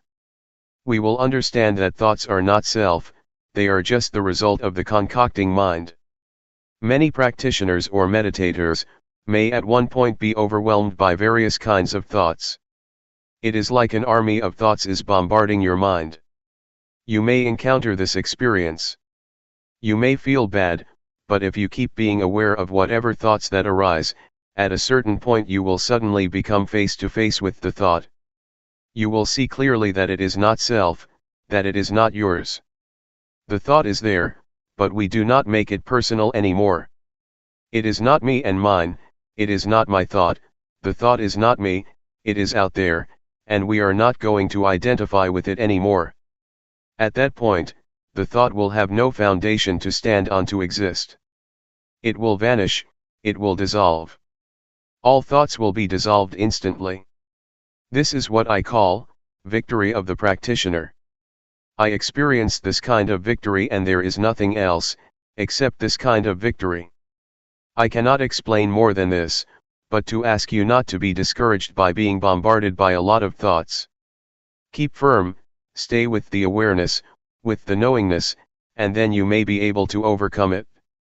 If you follow my instruction and are aware of body, mind, feeling, and mind objects, all of you will go straight to the target, to the end. So, keep knowing these four aspects of reality. You will gradually understand the nature of these realities, and you will be able to realize that once you hear a sound, it is just a sound you hear. Once you see a form or an object, you just see it, no more than that. So, the body, feeling, mind, or mind objects will not be able to trap you. You will not be subjected to their influence anymore, and you will be able to see these four aspects, these four kinds of realities, the way they are. There is no more than that. Take feeling, for example. If you are not aware of it, once one arises, it will not be just a feeling. It will be more than that. You will judge this feeling. Is it good? Is it bad? A lot of convention, a lot of values will come into play because you are not aware of the feelings. This is good, this is bad, this is desirable, this is undesirable. So, many kinds of values and judgments come into play and there will be no end. The same is true of mind or thoughts. If you are not aware of them, you become judgmental and will go on, endlessly. So, just be aware of them and they will be finished, it will be ended. Feeling will be just feeling, emotions will be just emotions, and mind objects will just be mind objects, and no more than that if you are aware of them. So stay firm, stay only with awareness, and do not push yourself too hard. Just feel free and do not be worried. If you cannot do it, if you cannot be aware of it, that is okay. Do not feel bad for yourself, do not feel regret, oh, I made a mistake. No, just forget it, just go ahead with your practice. Eventually you will realize the truth through awareness. With awareness the truth will reveal itself. The truth of feeling, the truth of mind, the truth of mind objects, and the truth of body will reveal themselves without your memorizing from texts. These truths cannot be memorized, but it is in your capacity to realize them. From my personal interview, all of you have already experienced what is in yourselves. You did not experience something in your imagination. What you explained to me during the past few days is what you have experienced. It is inside yourselves, it is useful. Do not discard it. If you know how to see it properly, it may not be mindfulness that you wish for, but it is still useful for you to use it, for you to understand it. So, just try to learn from it, and it will give you insight or wisdom. What we have experienced so far is not beyond the realm of body and mind. This is the physical body, and feelings, thoughts, and mind objects are in the realm of the mind. So you did not experience something out there. It is already in your body and mind. Try to make use of it skillfully. Luangpor Teean told me that the training of the mind is to see the mind, to look into it, not to seek for calmness of mind. Just see it, just be aware of it, and you will have proper mental training. Since your experience is not beyond body and mind, you do not experience something out there. You experience what is already in yourselves. So, just feel free, feel relaxed and know that you have done nothing wrong. But if you see the image of hell or heaven out there, if you smell odor out there, if you see a vision of angels or a deity out there, you are traversing the wrong path. Please come back. Just try to see, be aware of what is already in your body and mind. That is all. Do not look beyond that. What you have already done may be called meditation, observing the precepts, or earning merit. The meditation you practiced has already covered what I just mentioned. When you practice meditation here, your mind becomes normal, that is sila, or morality. It means normal, normal in conduct, normal in deeds. If you feel calm and peaceful, that is wholesomeness, or husala. If you know how to be free from your thoughts, that is wisdom. Even if you suffer because of them, as long as you learn from them, you have gained wisdom. It is knowledge. It is not necessarily negative. When you practice, you do not do anything harmful to yourself nor to anybody, which means you have already kept the precepts, observed morality. So, morality, concentration, wisdom, wholesomeness or merit, have already been developed from your practice. Please learn how to transform undesirable thoughts, and whatever suffering you may experience. Do not let thoughts make you suffer. Try to adjust your mind, try to change it to be wholesome and happy. You have to learn by yourself to solve your own problems, and if you keep solving your problems, you will have what we call wisdom. You will learn that you are your own master, you will know that your own self is your refuge, and this is the ultimate truth that everybody should understand. There is no refuge other than oneself. Any questions? Question: whenever there is a thought, you suffer because you develop more thoughts. Thoughts that stem from intentional thoughts are okay, I think. For example, if during the practice, you have a thought and know that you cannot improve yourself based on it, then you come up with something of how you want to improve it. Answer: yes, if it is a skillful thought, it will lead to wisdom. We should learn from thoughts without suppressing them, that is what we call wisdom or insight. Wisdom can be obtained when body and mind are free of disturbance. Now, we are already here, and our bodies are far away from annoyance or disturbance. If our minds still think about this and that all the time, about sensual pleasure, about sensual happiness, the Buddha compared this situation to a log that is on the shore but is still wet. You cannot make fire with this wood. But if you are here, your body is in a place of solitude, and your mind is also calm and not engaged in sensual pleasure or distraction, you are like wood that has already dried and can be lit. This means that one will be able to be liberated because body and mind go together. The person who does not practice will keep thinking about the experiences of the past. But if we practice, our minds will be in order, they will keep knowing the present moment. And this mental attitude of knowing oneself, or knowing one's thoughts, will give the wisdom that the mind itself reveals, the truth that is manifested in mind. So, such practice will give rise to the wisdom that the Buddha suggested and praised. We are able to develop or attain a state of wholesomeness in the same manner that the Buddha did. We are able to abandon the unwholesomeness and the suffering that the Buddha was able to. What the Buddha attained is not something beyond our capacity. We can also achieve his compassion, his wisdom, and his purity. So, do not think that the Buddha's qualities are something out there. It is already in our capacity to develop them if we practice constantly. If we practice hard enough, his compassion, his wisdom, and his purity will be shared by us. Mindfulness meditation leads everybody to the same goal, just like Route 301 led everybody here. Anybody who practices mindfulness meditation will realize the same thing, the same wisdom. It does not mean that the Buddha knows one way, and the noble beings know something different. They know the same thing because they use the same road. Mindfulness meditation is the most important road to liberation. What we have practiced now is not a waste of time. Even though you have not attained wisdom yet, what you have done will produce results. You are going to create a karma, or conduct, that produces results. For example, when you raise your hand you become aware of it, such awareness will not vanish. It will accumulate and it will enable you to attain something. So, keep practicing even if you do not gain insight during this 7-day retreat. That is okay, just never mind.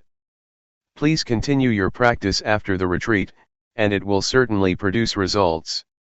Question: could anyone reach liberation during this lifetime? Does it depend on the amount of effort you put in the practice? Is it hindered by the sankhara that you have accumulated? Answer: yes. It is possible for a person to achieve liberation, if one practices the Dhamma or the teaching that the Buddha suggested. That is to develop or train in a higher morality, in higher concentration, and in higher wisdom. We are capable of reaching that point. It is not necessarily obstructed or hindered by past actions. If we practice in the present life, we are able to liberate ourselves.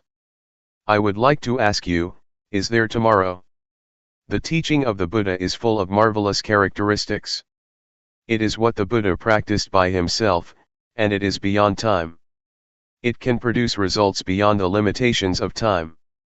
It is what one can realize by oneself, and it can be achieved by anybody with no limitation, and only the practitioner will realize it. You cannot practice it for other people. This is what the Buddha said. There is tomorrow, but we do not know what the chances are for tomorrow, and we cannot do anything about tomorrow. What we can do is today. The past, or yesterday, is already gone and we cannot do anything for the past. What we did in the past is already in the past, we cannot do anything else now. So only today can we do something. Please try to make an effort to improve today. Do not pay much attention to tomorrow or to yesterday. Question: can we teach what we have learned to other people? Answer: we teach and we share what we already have. If we are compassionate enough, we teach compassion. If we are kind enough, we teach kindness. So you share what you have already attained or teach it to other people.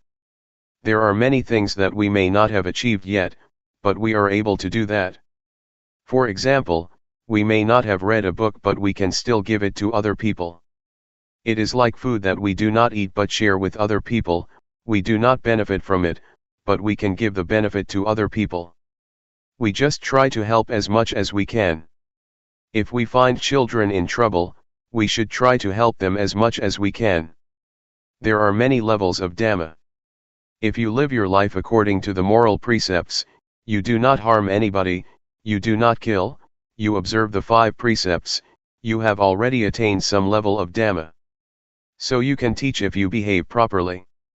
But for the higher levels of Dhamma, one has to attain some level of insight in order to teach other people, but in reality nobody can teach anyone, we can only teach ourselves. Question: I have a question on seeing thoughts. Over the years, I have been practicing, worrying over the quality of thoughts. Thoughts can be strong and there may be many thoughts coming. I am wondering, if, over time, as I keep practicing, will the nature of my thoughts change so they are not as strong, not as quick, or will you just see the thoughts and they will improve? Answer: yes. The unintentional thoughts or undesirable thoughts that cause suffering will change. Their nature will change if you keep looking at them, and at the same time you may be more adept at looking and seeing. Your capacity to look and the nature of thoughts will both change, and your unintentional thoughts will improve. Everything is subject to change, even hatred, greed, and delusion will change if there are sufficient factors to produce the change. It is the law of nature that everything is subject to change, because everything depends on various factors. Luangpor Teean once made an analogy of the state of enlightened mind. An enlightened mind will not hold on to or attach to sensual pleasure, or anything that causes suffering. You just let it pass, let go of it. But if you are an ordinary person, you just grasp this greed, hatred, or sensual pleasure.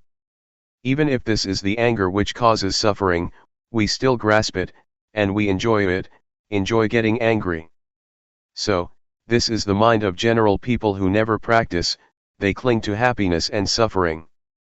People do not turn away from suffering, they cling to it and do not let it go. I ran a summer camp. The small novices had a quarrel and wanted to fight with each other. I tried to keep them from kicking and striking each other, but they still wanted to punch each other. They wanted to preserve the anger, they clung to it and would not let it go. So, this is the state of ordinary minds, of ordinary people. When the eyes of the enlightened one make contact with a form, a visual object, to see is just to see, there is no clinging to the form or to the visual object, it just falls down and suffering cannot exist. There is no attachment to the eyes or to the mind. But for ordinary minds, once the contact has been made, they cling to the noise, to the object, and cannot let them go. In fact, Luangpor Teean compares it to clay. If you throw it at a wall and it sticks, it is like an ordinary mind, you cannot let it go. You just think about it over and over, and you become happy or suffer. But for the enlightened mind, it is like dried soil, you throw it and it never sticks to the wall but just falls down. You just see it but nothing happens. Question: is appreciation of beauty a judgment? Answer: that this is beautiful or this is ugly is just convention. The mind of the enlightened one is like the leaf of the lotus that cannot be stained by water, not even a drop. The enlightened beings live in the world but cannot be stained or polluted by the world. They do not cling to the world. They are beyond the world, but they live in the world. The lotus grows out of the dirty mud, but it will never be polluted or stained by the mud. It is very beautiful. This is the mind of the enlightened one. Question: why is happiness a suffering? Is it because it is unstable? Answer: if it is general happiness, it is suffering because it is subject to change. It is just convention. But supreme happiness, liberation, or enlightenment, is different. No happiness is greater than enlightenment. June 12, 1997. Foundations of Mindfulness. Please pay attention. We have been following the instructions that the Buddha gave in the sutta called Satipatthana, or the sutta about the 4 foundations of mindfulness, which covers all human activities. Human lives or human ways of conduct can be divided into 4, the realm of body, the realm of feeling, the realm of thought, and the realm of mind objects. There are a lot of details concerning these 4 aspects of a human being. Our bodies have experienced a lot of things, we have felt a lot of feelings, encountered various kinds of thoughts, and faced a lot of mind objects or mental impressions. No matter what happens to the body or to the physical form, with mindfulness we can understand the fundamental truth, or the fundamental nature that underlies the activities of the body. Mindfulness gives us insight into the nature of the body. The underlying nature, the fundamental law, that governs the physical realm is what we call the 3 common characteristics: impermanence, unsatisfactoriness, and no self. Feelings are also subject to the 3 common characteristics. Every kind of feeling, whether it results from contact with the eyes, with the ears, with the nose, with the tongue, with body, or with mind, is subject to these 3 common characteristics. Ultimately, feelings have no self. We cannot take them to be a self or a person. If we do not understand the reality of feelings, we will be their slave. We will try to struggle for the pleasant feelings, we will try our best to protect whatever can give us pleasant feelings. A lot of people are busy possessing objects that provide them with pleasant feelings, but they will ultimately find that they cannot keep them all the time. They are subject to change, to vanish. The Buddha always stresses that a feeling is not self, it is not the person, it is not the individual, so do not take it to be a person or self. Worldly beings who do not practice cannot understand what the Buddha said, but we will be able to understand if we practice hard enough. During the past few days we have been here, we may not have attained this insight yet, but it is within our capacity to see, to understand, and to have insight into the nature of feelings. We should understand mind or mental formations too. Thoughts, or mental impressions, are very important because if we are not aware of our thoughts they will give rise to anger, hatred, and delusion. They will give rise to pleasure, pain, sorrow, happiness, and a lot of conventions. Law, rules, regulations, and all sorts of things will come into play and your thoughts will proliferate without end. Thus we should learn to understand the thinking process. Can we see thoughts? Can we know the thoughts that arise in our minds? Do we follow the thoughts or do we just know them, just be aware of them? Do we suffer because of thoughts or do they make us happy? Can we see how thoughts are not self? Are we able to see them as void or empty of self? If we understand and see the thoughts that arise in our minds, thoughts are no big deal. We will become their master. But if we do not know the thoughts in our minds, they will control our lives, they will be our masters. To practice mindfulness meditation, we start by cultivating awareness of our bodies. We start at this point and then we become aware of feelings. Once we are confident enough to be aware of body and feelings, we will then go to the next step of being aware of our thoughts. We cannot jump directly to awareness of our thoughts, because we need to be skillful enough or it will cause us trouble. Our mindfulness should be cultivated and it has to start from an awareness of the body and our feelings. Once our mindfulness is developed enough, we will proceed further to train ourselves to be aware of our minds. We have to know the former step thoroughly first. If we ignore the awareness of the body, and jump to the step of mental awareness, we will become easily lost in our thoughts. To handle our thoughts and mental impressions, we need to know their weak points. It is as thought we are going to handle a snake. Snakes are harmful, but the skillful person who knows their weak point can capture them without getting hurt. It is like handling an elephant. Elephants are very big and strong, much stronger than human beings, but if we know their weak point we can capture and harness them. Whatever strength it has, however powerful it is, it does not matter because we know how to handle it. The same goes for our relationship with our minds and our thoughts. We have to know the weak point of our thoughts, then we will understand and will be able to handle them. We should know what their source is and how they are conditioned. With this knowledge, thoughts will not be harmful anymore.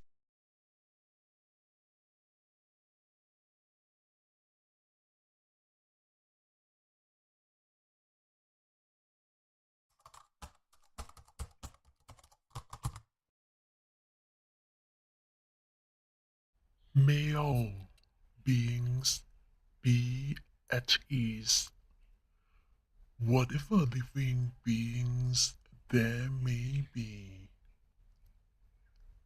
whether they are weak or strong, omitting none, the great or the mighty, medium, short or small,